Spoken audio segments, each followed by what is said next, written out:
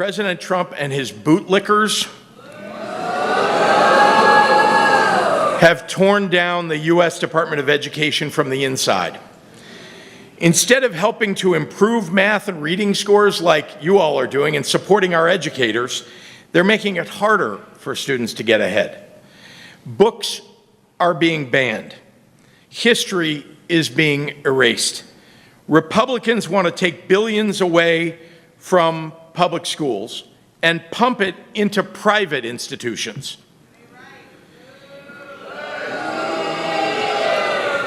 They want to punish teachers for telling the truth. They want to criminalize educators for supporting LGBTQ students. They want to turn classrooms into cultural war battlegrounds. And I'm sorry to be vulgar, but Donald Trump and his cronies can fuck all the way off.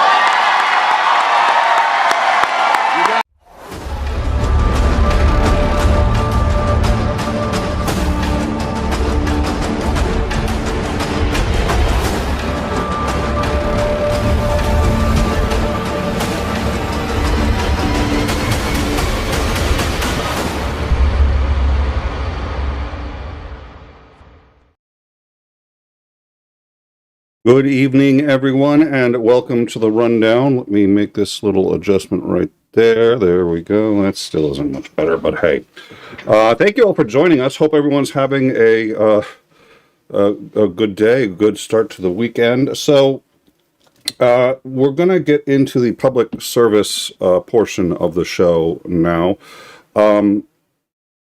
To everyone listening to this, if you would like to stop being seen as a Nazi, my advice to you, and I'm not a doctor, I'm not a PhD, I'm not an expert, but my advice to you is stop spending time with Nazis. Stop hanging around them, stop calling them friends. Most importantly, if you're in charge of hiring at whatever business you work at, stop hiring them. And this may not atone for any number of things you may have done as a Nazi. But it's a good start towards clearing your reputation, and certainly, I think, helps you to not be seen very much as a Nazi in the future. So, that said, Republicans have lamented that their party is, in their view, unfairly being criticized as too far to the right, to the point of being white nationalist, white supremacist, and Nazi. And if you don't know the distinction between those two, come join us on the Discord. We'd be happy to discuss them. White nationalist is Nazi light, I guess. It's still Nazi, but just some fewer calories. Anyways, Paul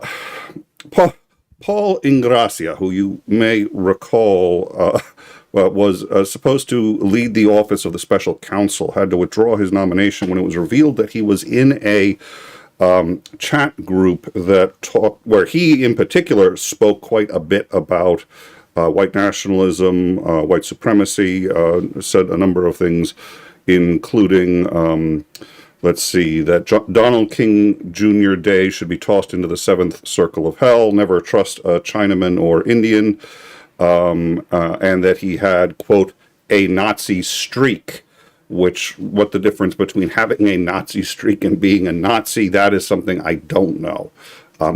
Go to someone else. That's not our Discord. I don't know. I don't know what the difference is. But anyways, once this got revealed, I was going to say, obviously, his nomination tanked. In some circles nowadays, especially with the Republicans, I'm sorry, it probably helped. At any rate, it did tank. Senate Leader John Thune said, quote, he's not going to pass. The leader of the committee under which he would be working also said that he was not going to pass, so they didn't bother with a vote, and he withdrew his nomination.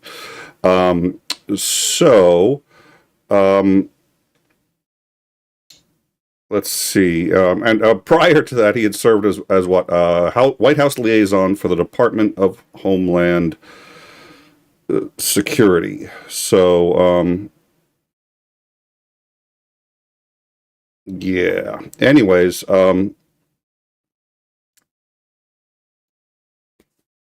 you would think that would be the end of the story. It turns out he has now been assigned to serve as Deputy General Counsel at the GSA, the General Services Administration, basically human resources. He is going to be the Deputy General Counsel at Human Resources. The guy who admitted to having a Nazi streak. Republicans no longer get to say that they're tired of being called Nazis, that they're tired of the comparison, because they are hiring literal Nazis into human resources of the U.S. government. You just don't get to say we're not Nazis anymore after that. And Trump is responsible for this, and you're the ones who elected him. And by the way, we've been shouting from the rafters who he is for quite some time before this. In fact, that's why you elected him, because we hated him so much. Own it. That notwithstanding, so we've hired a literal Nazi into human resources. We're doing great. Everything's fine. Everything's fine, folks. Nothing to see here. Thank you, Dunk, for your super chat. I will get to super chats in a minute. Also, there was an interview released yesterday on PBS, which still does exist, barely, with Frank Rosenblatt, who is the president of the National Institute for Military Justice and who runs the Orders Project. Now, the Orders Project is where people can call in and ask for legal advice if they are active duty military and if it's a legal question pertaining to their service. They get free advice. It's anonymous. And he says that for some reason, calls to his service have been spiking. Now, he has been quick to point out that it's not just about the military boats, which we did strike another boat today. It was rather insane. We appear to be increasing the amount of ordnance we're hitting with each. I mean, this is not this strike was not like any of the others. Everything around the boat exploded as well. And it wasn't from the boat exploding. You can see the water is peppered with explosives and everything detonates. At any rate, people who have questions about is it okay to murder people in other countries or at sea can call his project and get legal advice. We have learned from this that the DOJ has actually signed a memo saying that there is blanket immunity to anyone involved at any level in any of these strikes. Now, he pointed something out which I think is worth noting. Why does this memo exist? Why? Why would you have to write a memo? In his interview, he said, quote, why is this being offered? I mean, we don't normally immunize people. And so the question is what is it that you're asking me to do? What sort of conduct will confer this immunity? In other words, you don't get immunity for having breakfast in the morning. You don't get a letter that says, you are immune from prosecution for driving to work. In your day-to-day duties, you shouldn't need a letter of immunity. Why does this letter exist and why is it going out? But for the fact that the DOJ knows that this is completely illegal. He did argue that this letter would in fact confer some immunity to people who believed that it did and who were given this letter and were told that the Department of Justice will not prosecute them. There's a couple of problems with this, however. First of all, these attacks are occurring in international waters, and the Justice Department has no say on what Geneva thinks. It also has no say on what Venezuela thinks.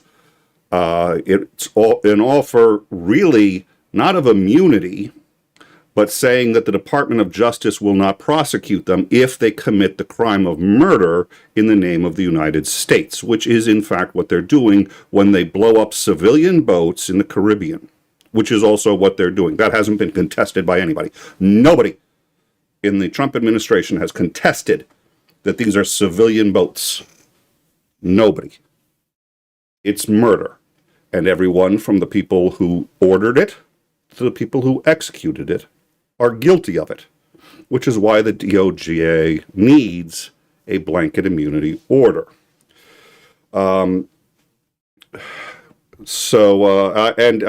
said as much. Lieutenant Colonel Frank Rosenblatt said, second, who is the person who is giving this immunity? Do they have the proper to do so? For example, if a service member relies on DOJ immunity, that doesn't mean that a state may not prosecute them for crimes they commit. So they could still be prosecuted in this country by a state for committing murder outside their state of residency, for example, or if they travel to another country, if there are allegations they have committed atrocity crimes, then other countries could invoke their own universal jurisdiction and put them before the national courts of another country. So, as far as news goes, you should know that this blanket immunity does exist, implying that somebody knows they need it, implying everybody at the DOJ knows exactly what's going on when it comes to blowing up these boats. And the suggestion from this lawyer is that you be very skeptical of such things and that you realize that they confer very limited immunity. I might also point out, if something should happen to the Trump administration, you might have troubles going forward because a new administration may not see such a DOJ memoranda as binding. It may not even be legal I'm assuming this came from the DOJ, so I'm assuming it came from Pam Bondi herself. That's an assumption. I haven't seen the letter. We know it exists. Anything short of a signature of Pam Bondi, and I wouldn't trust it. With Pam, I know how that sounded, even with Pam Bondi's signature. I'm not suggesting you should, but I hope you understand what I'm saying. At any rate, so that deals with the Nazi and the murderers in the room. Having said that, let's talk about the Trump administration and why it seems to me, and we've sort of said this, it feels like we've hit a tipping point, and I think we have. They are now on the other side of that point, and the amount of trouble that they appear to be in is racking up dramatically. So, what is the trouble? First, they look guilty, and that may not seem like a huge deal, but it's a huge deal when you're trying to get people like MAGA to call their representatives and say, we want the Epstein files released. The meeting that occurred, let's see, and I had that up just a second ago. It included, let's see, Kash Patel. I know. Give me one more second to try to find this list here because I did have it. Yes, okay. So Trump went into the Situation Room. That is an emergency bunker in the White House that is designed to withstand a serious blast. Not a nuclear blast. They do have there's another bunker that presumably is still under what used to be the East Wing. That's not the Situation Room, but the Situation Room is a secure room. It's bug-proof. It's, cell phones don't work in it, the whole 9 yards. He didn't have this conversation in the Oval Office, which is where a president goes usually to project power. He went to the Situation Room, which is essentially a panic room. It's when this country is basically war, combat, something's wrong, that's where you go. He brought with him Pam Bondi, Todd Blanche, Kash Patel, and Lauren Boebert. He tried to get Marjorie Taylor Greene in there, but she would not go. She was busy voting. And in that meeting, he tried to get Boebert to flip her vote, withdraw her vote for the release of the Epstein files. It's the I want to say disposition. It wasn't a disposition. It was the now I've forgotten the name, but the release. What's going to allow them to actually have a vote on whether or not to release the Epstein files. She refused, but that kind of pressure is amazing. And that it's done in the Situation Room, not in the Oval Office. Now, Boebert's been in the Oval Office repeatedly. He probably, both his mindset was one of panic, and that he was under attack, and he knew that she would probably feel more, there'd be more gravitas in the Situation Room than in the Oval Office, which tells you something about his mindset. But for a man who said, the clock's not up, over 500 days ago that he's going to release the Epstein files, no problem. He's got no problem with it. It certainly looks suspicious. It looks very, very bad. And he called up Marjorie Taylor Greene and asked her to flip her vote. Why? Why does he care? We all know why. It's convincing Republicans both why and that it's important enough that they need to push forward with this. Well, the New Republic posted a couple days ago that over 100 Republicans from the House have said that if the discharge petition were signed and if the Epstein files came to a vote, they would vote for releasing them. That is sufficient to override a presidential veto. I was mildly skeptical of that. The New Republic does do good reporting, but they are biased.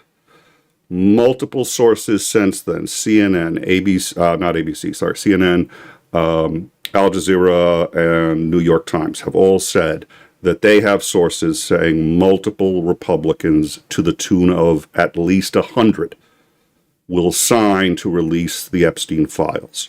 Now, all they actually need, they already have, and the reason is because you need a majority to release, create the law to release the files, and they already have that majority because you also need a majority to sign a discharge petition, or to get that passed. So they passed the discharge petition. As long as everybody who voted for that also votes for the release, they have enough to ostensibly do the release. Now, we'll get to the details in a minute. But at this point, it looks like Republicans are planning on sending a message. Now, you may ask, why is this scheduled for next week? He had at least 2 weeks, and with the vacation time that Johnson had, and has now even added more, you'd think he might try to push it into next year, given the holidays and so on and so forth. The consensus appears to be that Johnson is reasonably well aware of how bad this is going to be and is trying to get ahead of it. I find that hard to believe. Nonetheless, that appears to be the consensus. Now, if a number of Republicans, enough that is a veto-proof majority, sign on to the Epstein release, it's likely that Congress will hit those numbers as well, because nobody in Congress will want to be against this thing. It then goes to Donald Trump's desk, veto-proof. Why is this such a bad thing? It's going to order his DOJ to release the files. If it's his DOJ, they can just selectively release them. They can't. They can't, and here's why. The subcommittee, the Senate Oversight Subcommittee, and we're about to get into the emails that were released yesterday, which have been staggering. There's no smoking gun in as much as, oh yes, I was with him in the spa, so on and so forth. But there's enough there to show that Trump has been lying for quite some time about Epstein, that Epstein has been involved in much more than it looked like he was involved in, that this thing is much bigger than people thought, and it's basically still been going on up until the moment he died. That's what the emails essentially show, and we're going to get into that in just a minute. But why on earth doesn't Pam Bondi just take out all the Trump stuff, leave all the Clinton stuff in or whatever else she wants to, and then release that? Here's the problem. It's going to be a law passed by Congress that she has to release the entire thing. And the reality is, it's clear that the Oversight Committee has a lot of it already, but she doesn't know how much. They have been selective in what they've been releasing. Enough to show they've got something, not enough for her to know exactly what they've got. And they're still getting information. This latest tranche of emails, the Oversight Committee got 2 days prior from the Epstein estate itself. The Epstein estate is still complying with a subpoena from that committee to send things to that committee. So that the Epstein estate could send a smoking gun at any minute. There may be files, there may be pictures, there may be all sorts of things. So if she decides to pick and choose what she hands over, the number of crimes that she is committing, all in the hopes that Trump pardons her before he gets impeached, if it's as bad as it appears to be.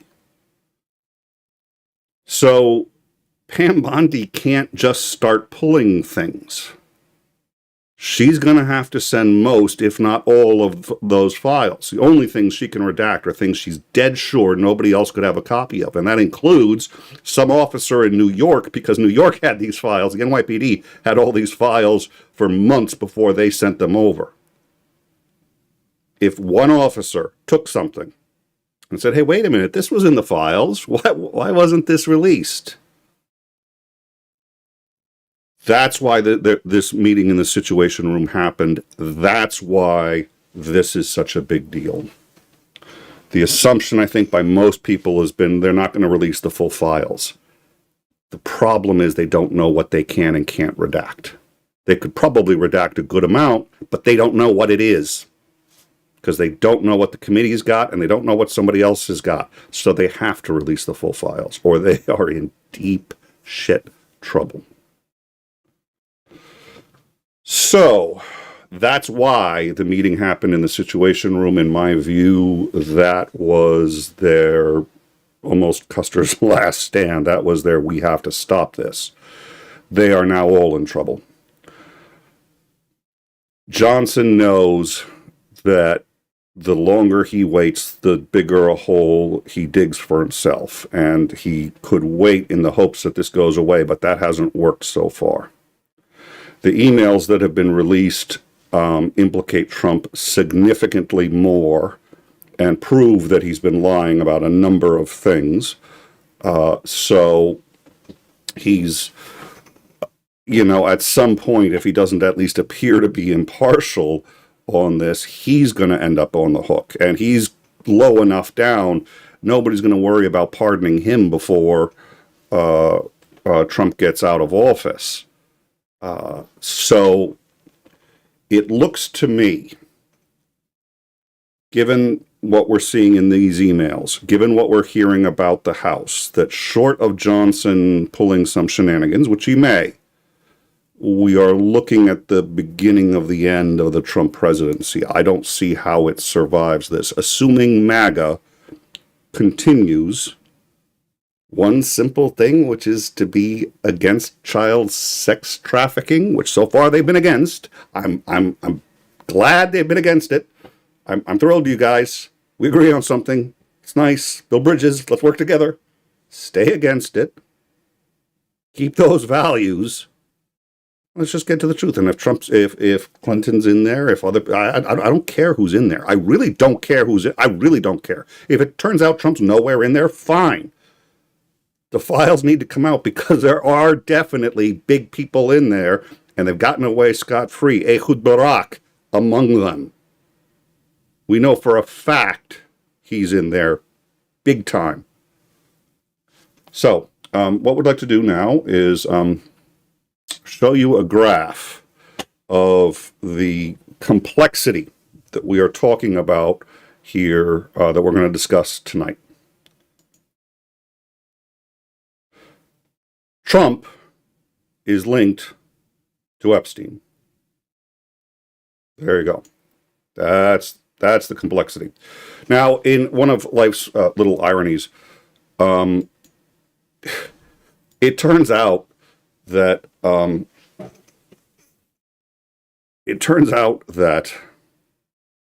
Epstein did not like Trump at all. He thought Trump was a bad guy, which is not surprising. We're learning more and more about Epstein, and he was clearly a psychopath. Unfortunately, sometimes psychopaths can be extraordinarily charming and really very insightful. That's how they operate, and that's how they manage to not get caught.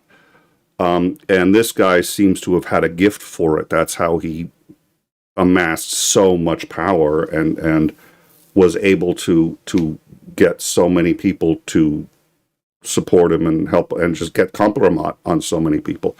So this was, let's see, 2017.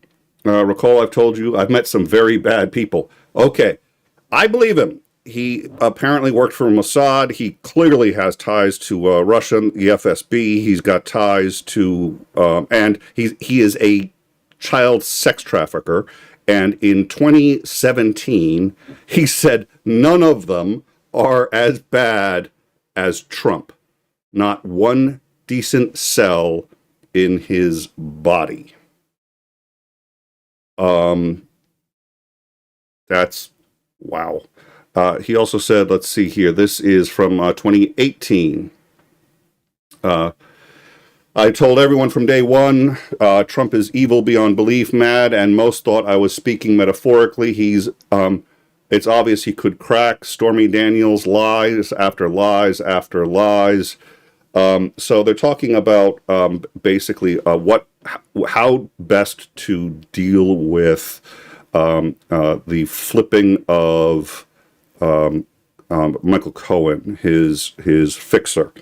And one of the things that he tells Wolf in a email I don't think we have here, but we did show you yesterday, actually, so I may have it in the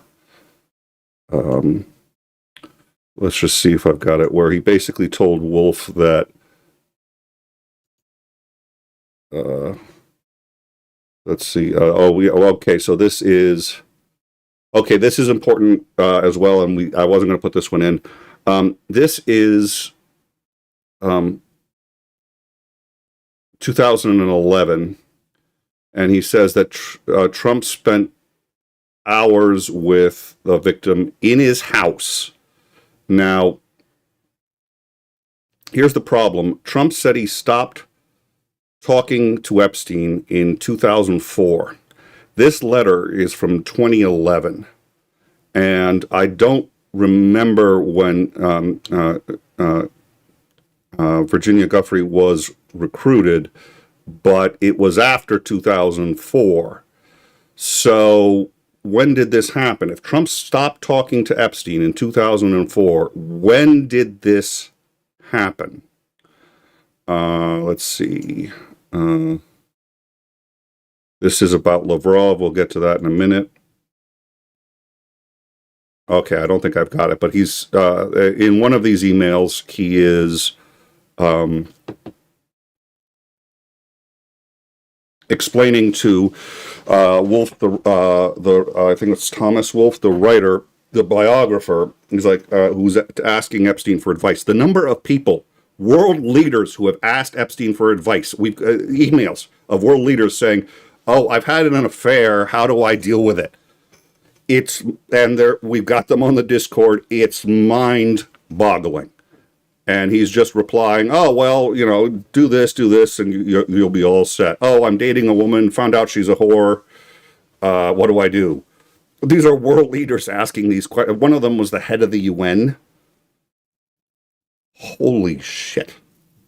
So, and again, I just love that he thinks Trump is evil. What do you have to do for Epstein to not like you? Let's see. During that time for Trump was running for office, and the biographer said, what do I do? They're asking me about these things. And Epstein was this huge manipulator, just said, well, it's up to you. If you think Trump is going to win, say nothing. Just protect all his secrets. And then what happens is he owes you a favor while he's president. He owes you a big thing, and he's going to keep owing you the favor because you could talk at any time. So now you own the president of the United States. Or talk now, tank his chances. He goes nowhere, but you become one of the most famous writers and biographers in U.S. history. So pick. And it's just like, holy, go to the cops was never an option. Anyways, yeah, the Dear Abby of bad guys. Exactly. Okay, so she was recruited in, thank you for the correction. So I am wrong. So there was a 4-year overlap where she was, oh, that's right, because that was one of the things that he was upset about with Mar-a-Lago. Okay, well, let's talk then about, we're going to bring up another one here. This one. So, oh, nope, that's okay. 2018, I want to do this. All right. This is Jeffrey Epstein in 2012. Have one of your cronies ask to see the mortgage to Mar-a-Lago. So Donald Trump needed a $30 million loan. And apparently Jeffrey Epstein organized it and backdated it in 2012. At least this is what he's instructing one of his people to do. Now, keep in mind, we have nothing else. We don't have the loan information. We don't have evidence that Trump got $30 million from some laundered source. We don't have any of that. But that Epstein didn't send this letter to because somebody had commented earlier, well, this is just to smear Trump. It's like, well, wait a minute, though. Epstein never expected anyone to see this letter. Epstein's dead, so he's got nothing to gain from it. His estate has nothing to gain from it at all. And this just came from his estate, and it's ostensibly on an email server, Gmail, that can be verified. All the police have to do is go, Pam Bondi. Speaking of, well, no, I'll get to that in a second. So that's 2012. So if they severed communications in 2014, why is Jeffrey Epstein apparently getting a loan for Trump in 2012? This is a letter from 2017 where Attorney Brandt has been trying to reach Epstein, and Epstein's been unavailable. What's the excuse he starts? Says, yes, let's start. Yes, we're on. Sorry. With Trump around, it's been very crazy busy. This is 2017. So he's telling other people that Trump is around. He also, in another one that I don't think I have queued up, says that one of the quote, girls won't come around to his house unless she calls first to find out, make sure that Trump isn't there, because Trump creeped her out so much. She was willing to be alone in the same room with Epstein, but not with Trump. That call happened around 2017 as well. So that would be two separate emails that appear to confirm that in 2017, Trump was still going to Epstein's house. Next, we've got this one, which we've showed before.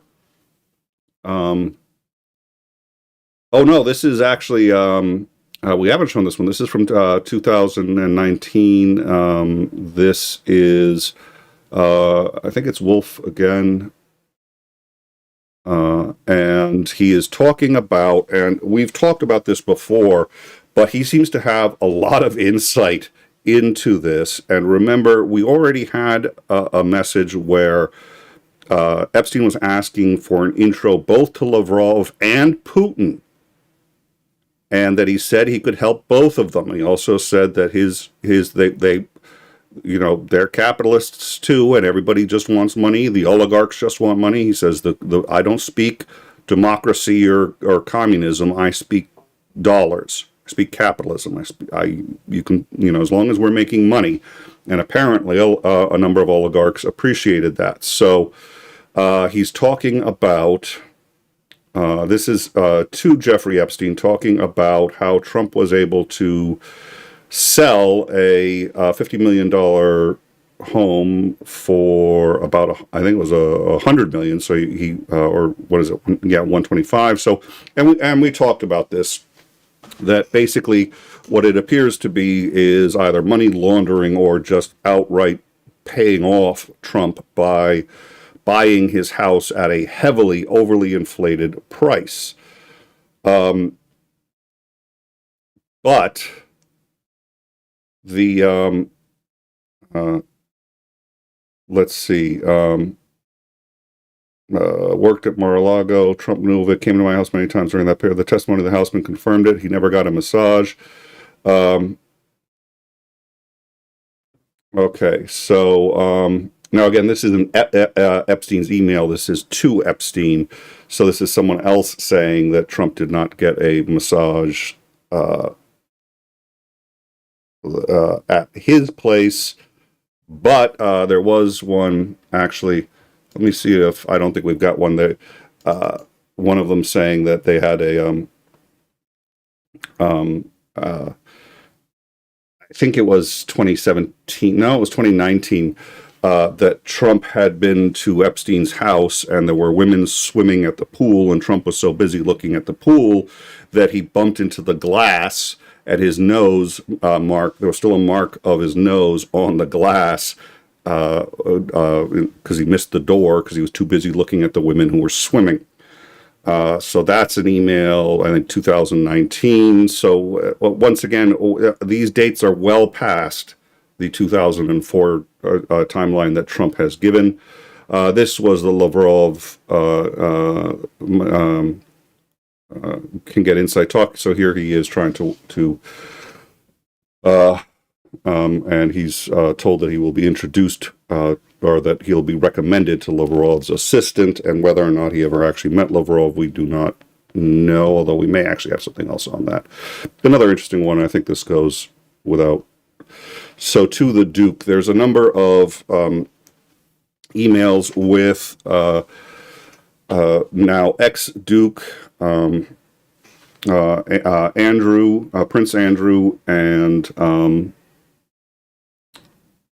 this is an interesting one. This is Clinton was never on the island. People are saying that this is exculpatory of Clinton. I would disagree.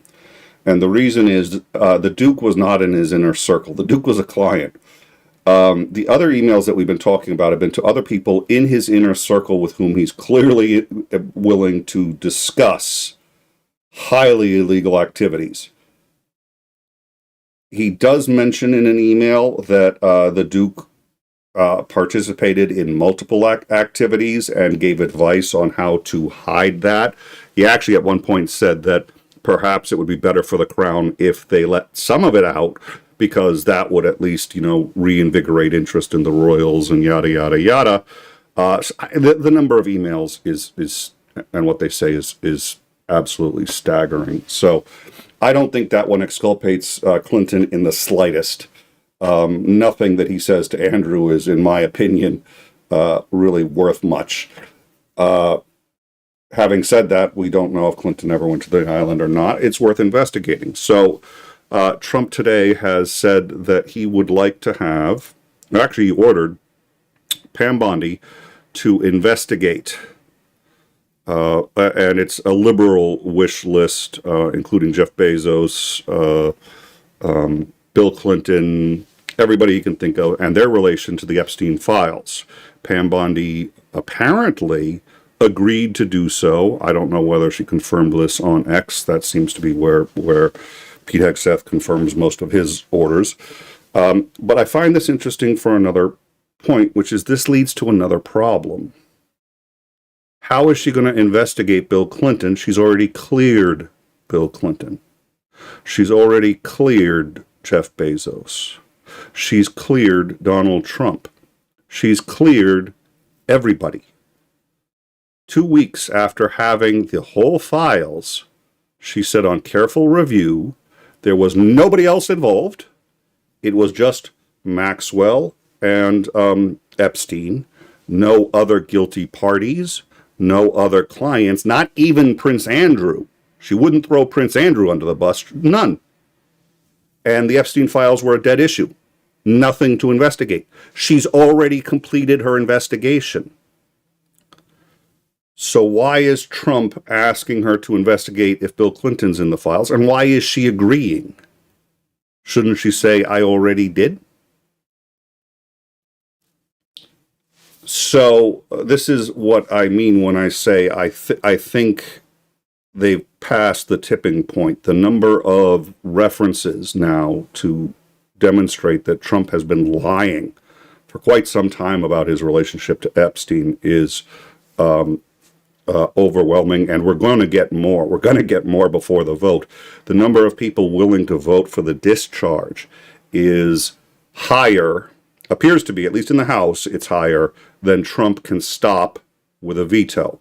Meaning if he vetoes it, all he's going to do is add to the suspicion that he's guilty, because it'll go straight back to the House, they'll override or go back to Congress, and it passes anyway.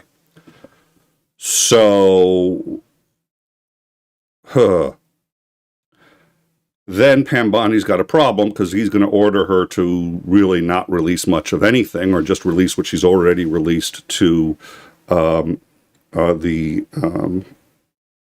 Oversight Committee, which was supposed to be everything. That was what the subpoena said. But it clearly wasn't everything, because they're getting stuff now from the Epstein estate, and nobody knows how much is left.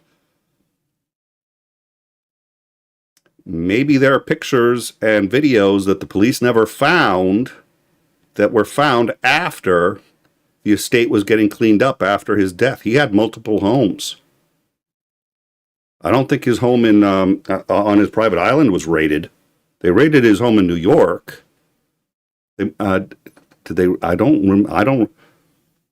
So what's she gonna do? She's got a very big problem.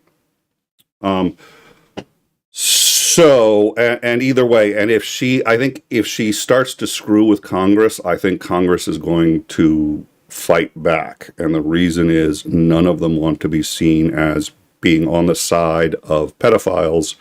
And at this point, if they object to or permit anything other than a total release of the Epstein files, that's how they're going to get painted. I hope it stays that way. I hope 2 weeks, 3 weeks, 4 weeks from now, people are still interested in that enough to pursue it. Because there are people who aren't involved who want to stop talking about this because it distracts from other business, because it's truly unpleasant to talk about. Content creators, you know what? It's fine for numbers. It works great. I have to believe, most certainly, I don't enjoy discussing this at all. We all want it over, but it has to be brought to an end the right way. So, and that's, again, we know so much now about the involvement of people from other countries. What Ehud Barak appears to have done. He appears to truly be a sadist in the genuine, I'm not using hyperbole. And it just,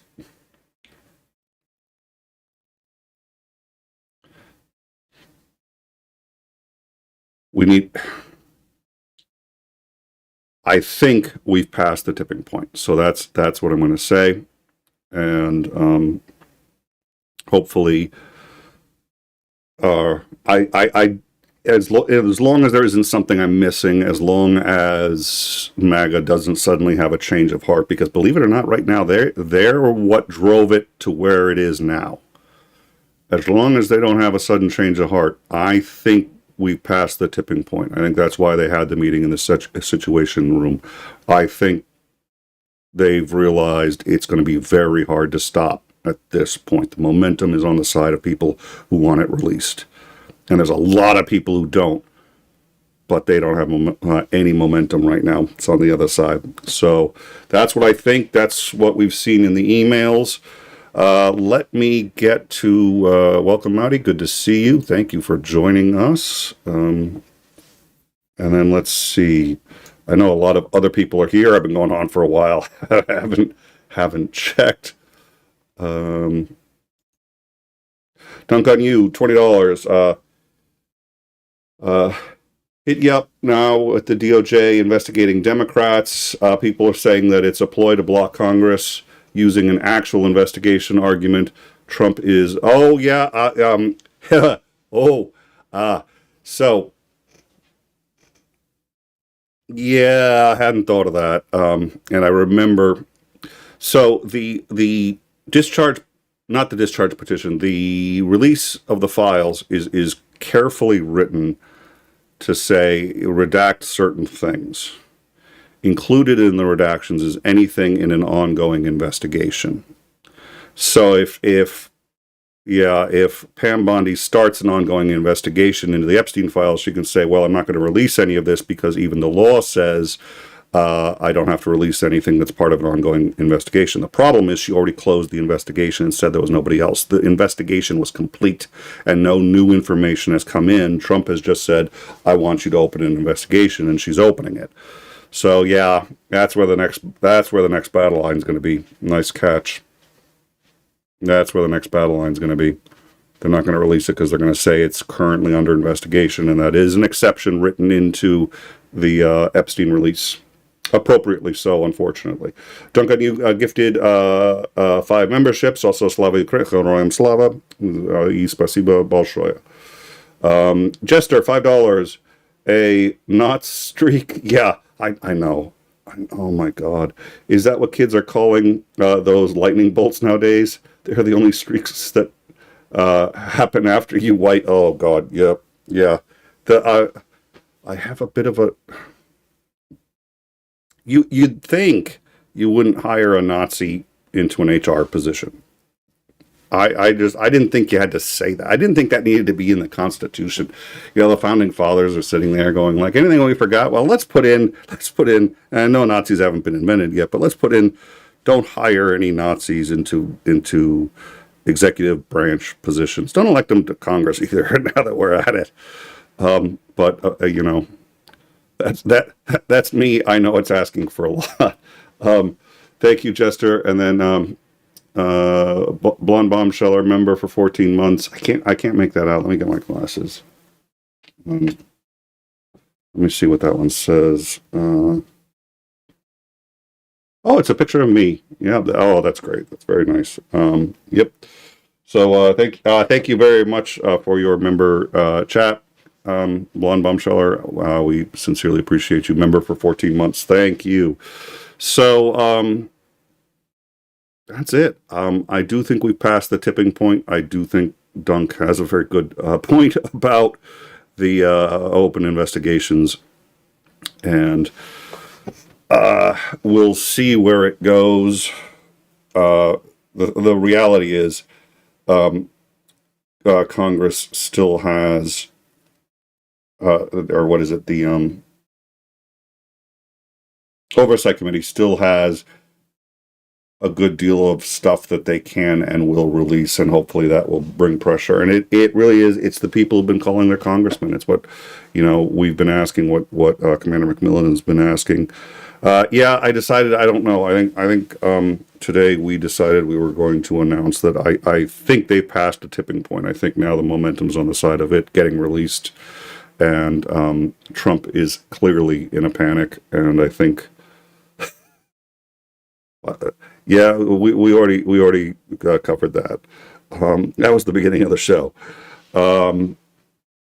All right. Well, thank you all very much for joining us. We will be having on Tuesday, 3 p.m. Eastern, we will have Theo from Dictators versus Democracies back to finish his interview, which got interrupted last time. That will be 3 p.m. Eastern on Tuesday. Commander Lance McMillan will be joining us, so that will be Commander McMillan, and that will be a Xandering with Theo, so I think that should be a lot of fun. I'm going to check right now and just see if there's anyone we could send you over to, maybe learn of a new channel or an old friend, see somebody who it's out. Nobody's really got there a lot of shows upcoming, but there's nothing that's really all right. Well, it's going to be upcoming. We will send you to President Sunday, who the tagline is, "We told you this was going to get work." Oh, wow. No, that's not even. That's like for scheduled for November 21st. No, you know what? I'm not sitting in there. Wow. It's like a government shutdown. It's the channel just isn't running. All right. Thank you all for joining us, and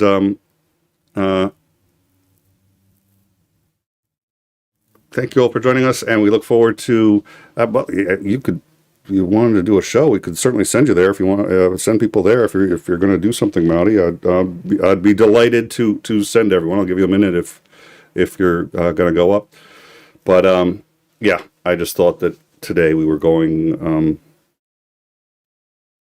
I hoping, and I believe we've hit a point that we've passed the tipping point on this and the Trump presidency. And my hope is that MAGA, and that's also why we mentioned what's going on with the military early on, because the military is also starting to get nervous. Yeah. A good question. So let's say this information continues to come out and Trump gets impeached. Then what? Do we get our country back? That's a very good question.